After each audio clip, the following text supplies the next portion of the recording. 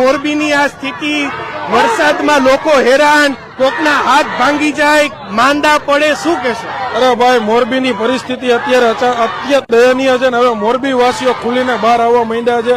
હવે વિસાવદર વારી કરવાના એંધાણ મોરબીની અંદર પણ ખુલ્લે આમ પબ્લિક બોલવા માંડી છે. કારણ કે અવારનવાર અહીંના ધારાસભ્યશ્રી હોય તોય ભલે, મહાનગરપાલિકાના ચૂંટાયેલા અધિકારીઓ હોય તોય ભલે, પદાધિકારીઓ હોય તોય ભલે, અવારનવાર પબ્લિકો રજૂઆત કરવા માટે જતી હોય છે.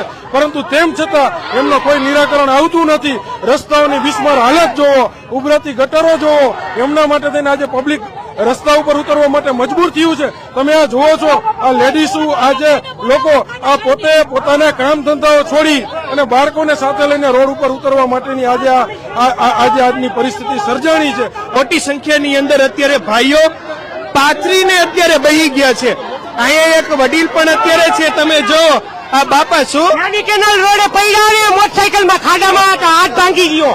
હે બાપા, કેદી ભાંગો? અઠવાડિયે 15 દી થયા. એવડા ખાડા પડી ગયા હે? અરે બાપા બુડી જાય એવું છોકરા નાના પડ્યા કેટલા વિચાર.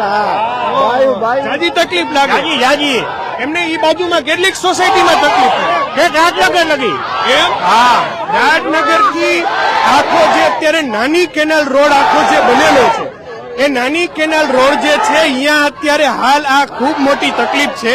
ખૂબ મોટી સંખ્યામાં તમે જો બહેનો અત્યારે, ભાઈઓ, તમને બધા